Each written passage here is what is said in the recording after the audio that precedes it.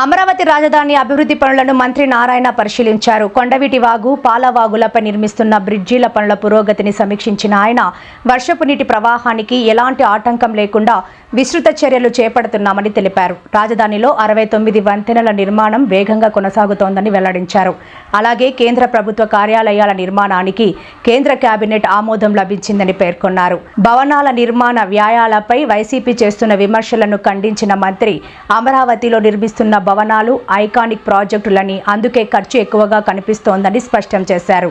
YCP నాయకులు ప్రజలను తప్పుదోవ పట్టించేలా అసత్య ప్రచారం చేస్తున్నారని, ఇదే విధంగా కొనసాగితే వచ్చే ఎన్నికల్లో ఆ పార్టీకి మరింత ఎదురుదెబ్బ తప్పదని మంత్రి నారాయణ వ్యాఖ్యానించారు. ఆయన ఏమన్నారో చూద్దాం. వర్షాకాలం ఎంటర్ అయింది కాబట్టి అమరావతి క్యాపిటల్ సిటీలో ఎన్నో వర్క్స్ జరుగుతున్నాయి. ఇక్కడ Kondaveeti Vagu, Palavagu, gravity canal, 3 canals works కూడా జరుగుతున్నాయి.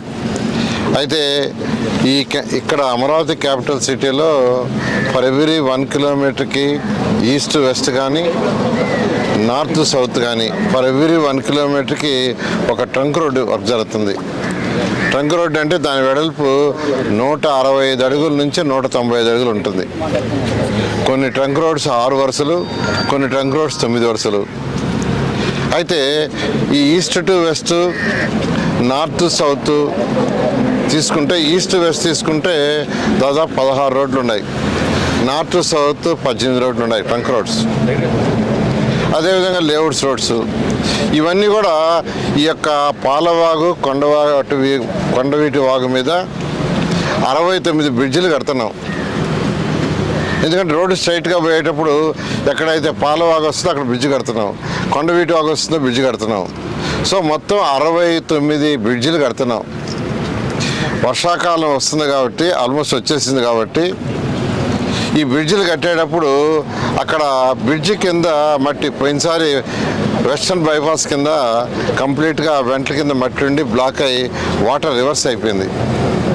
అటువంటి పరిస్థితి రాకుండా ఉండటానికి వెస్టర్న్ బైపాస్కి పోయే దాని మీద ఏదైతే కొండవీటి వాగు, పాలవాగు మీద పోతుందో వాటి యొక్క మట్టి దాదాపు క్లీన్ చేశారు. అదేవిధంగా 69 ఎక్కడైతే బ్రిడ్జెస్ జరుగుతున్నాయో అక్కడ డైవర్ట్ చేయమన్నాం. ఎక్కడైతే బ్రిడ్జి వర్క్ జరుగుతుందో అక్కడ డైవర్ట్ చేయమని అది కూడా అధికారులు చేపట్టారు. ఏది ఏమైనా ఇంకొక వర్షాకాలం సీజన్ మనకు ఇబ్బంది ఉంటుంది. ఒక్క వర్షాకాలం సీజన్, ఈ సీజన్ అయిపోతే నెక్స్ట్ సీజన్ వచ్చేటప్పటికి అన్ని బ్రిడ్జిలు అయిపోతాయి, వెంట్స్ క్లియర్ అవుతాయి. వెంట్స్ క్లియర్ అయినప్పుడు వాటర్ ఫ్రీగా ఫ్లో అవుతుంది. అందుకని ఈసారి వరకు అధికారులందరికీ ఇన్స్ట్రక్షన్స్ ఇచ్చాం. దాని మీద జాగ్రత్త తీసుకొని వీలైనంత వరకు అవసరమైతే ఈ బ్రిడ్జెస్ వర్క్ని స్లో చేయండి. ఈ వర్షాకాలం ఈ 4 నెలలు, ఎందుకంటే ఎక్కడైతే బ్రిడ్జి కడుతున్నారో దానికి ముందు కట్టేసుకుంటున్నారు. ఇప్పుడు ఇక్కడ చూడండి, దాని ముందు ఒక పెద్ద కట్టేశారు. ఎందుకంటే ఈ బ్రిడ్జ్ కట్టేటప్పుడు ఆ వచ్చే వాటర్ దీనికి అబ్స్ట్రక్షన్ అవుతుందని. అలా 69 బ్రిడ్జిల మీద ఇదే విధంగా కట్టలేశారు. అయితే ఆ కట్టల్ని తొలగించకుండా డైవర్షన్ పెట్టారు. డైవర్షన్ పెట్టినప్పుడు ఒక 8 అడుగులు, 9 అడుగులు 10 పెట్టారు. ఒరిజినల్గా మనం తీసుకుంటే ఇప్పుడు కొండవీటి వాగు యొక్క వెడల్పు అదంతా బ్రిడ్జి 65 మీటర్లు. కొండవీటి వాగు ఇప్పుడు మనం చేసిన వెడల్పు 65 మీటర్లు. కానీ అంతకుముందు నిందంతా 10 అడుగులు, 8 అడుగులు, 15 అడుగులు. సో ఇంత పెద్దదిగా చేసేటప్పుడు ఖచ్చితంగా వాటర్ ముందుకు ఫ్లో కాకుండా కట్టేసి వర్క్ చేస్తున్నారు, డైవర్ట్ చేసి ఉన్నారు. నేనేది చెప్పాను, అవసరమైతే కట్టలైనా తెంచేసేయండి, వీలైనంత వరకు వాటర్ నిలవకుండా చూడమని ఇన్స్ట్రక్షన్ ఇచ్చాను. దాని మీద అధికారులు వర్క్ చేస్తున్నారు.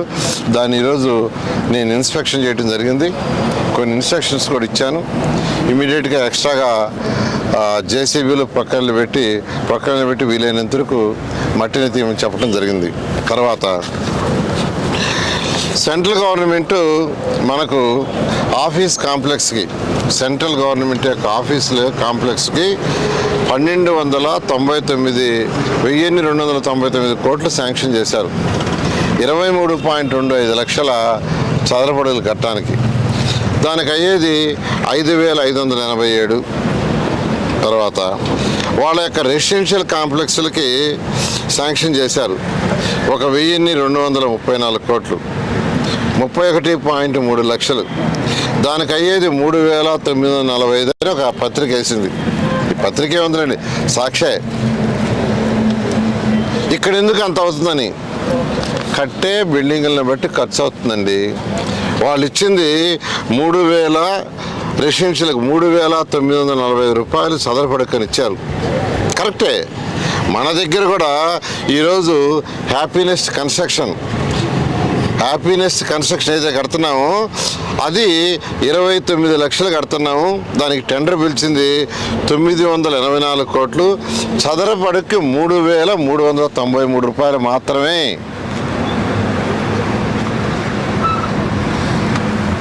ఏదైతే సెంట్రల్ గవర్నమెంట్ ఈరోజు యావరేజ్న 3,945 రూపాయలు ఎంతో హౌసెస్కి, అధికారుల భవనాలకి 3,945 రూపాయలని యావరేజ్ని ఇచ్చిందో, మన హ్యాపీనెస్ తీసుకుంటే 3,395, దానికంటే తక్కువ 600. టెండర్ ఇచ్చాము, జరుగుతూ ఉంది బ్రహ్మాండంగా వర్క్. 3,393 పని.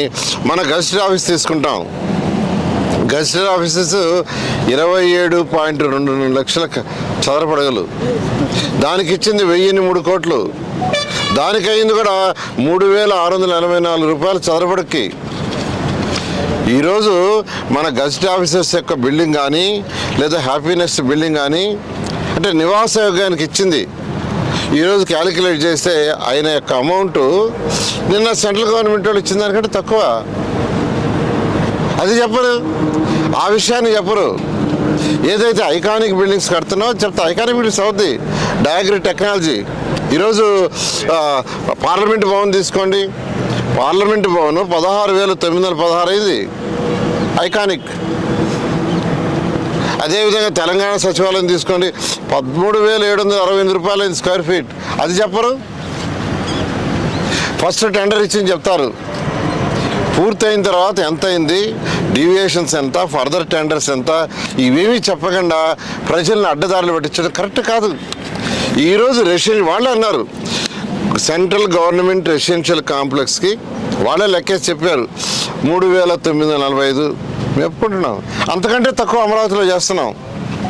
అంతకంటే తక్కువ రెసిడెన్షియల్ కాంప్లెక్స్ హ్యాపీనెస్కి 3,939 రూపాయలు, 3,393 రూపాయలే. 600 రూపాయలు తక్కువ. అదేవిధంగా గజిటెడ్ ఆఫీస్కి 27.22 లక్షలు కడుతున్నాం, 27.22 లక్షల చదరపడుగులు కడుతున్నాం. దానికి ఇచ్చింది 3,684. అది కూడా తక్కువైనా చెప్పరు వీళ్ళు. ఏదైతే ఐకానిక్ కడుతున్నా చెప్పరు. ఐకానిక్ తీసుకుంటే ఎక్కడైనా ఐకానిక్ అనేది 16,000, 17,000 అవుతుంది, 18,000 అవుతుంది. ఈరోజు పార్లమెంట్ తీసుకోండి, పార్లమెంట్ ఏదైతే కట్టారో దానికి 16,916. కాబట్టి నేను ఒకటే చెప్తున్నానండి, మీరు ఇలా ప్రజలకు కానీ అబద్ధాలు చెప్తూ పోతే ఆ 11 సీట్లు మిగలవు. నేను చాలా క్లియర్గా చెప్తున్నా. మీరు డేటా కంపేర్ చేసి చెప్పండి. హ్యాపీనెస్ట్ కరెక్ట్గా అరగంటలో ఫిల్ అయిపోయినాయి. హ్యాపీనెస్ ఆ రోజు ఓపెన్ చేస్తే కరెక్ట్గా హాఫ్ అన్ అవర్. దాని కాస్ట్ 3,393 రూపాయలు చదరపడకు మాత్రమే. It is a residential. అదేవిధంగా మళ్ళీ చెప్తున్నా, గజిటెడ్ 27.22 లక్షల చదరపడుగులు. దానికి 3,684 రూపాయలే.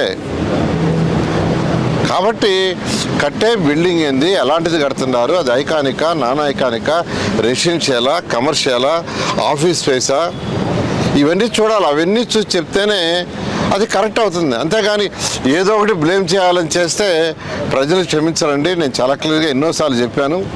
మీరు ఢిల్లీది కానీ హైదరాబాద్ కానీ మీరు మొత్తం డేటా తెచ్చుకోండి. పూర్తయ్యేటప్పటికి ఎంత పే చేశారు, కాంట్రాక్ట్కి ఎంత పే చేశారు, అది యావరేజ్ చేయండి. ఫస్ట్ ఇచ్చిన కాంట్రాక్ట్ మీద దాని మీద చేయటం తప్పు, ప్రజలు తప్పుదావ పట్టించుంటాం. ఓకే, ఏంది లెక్కలు చూస్తున్నారు.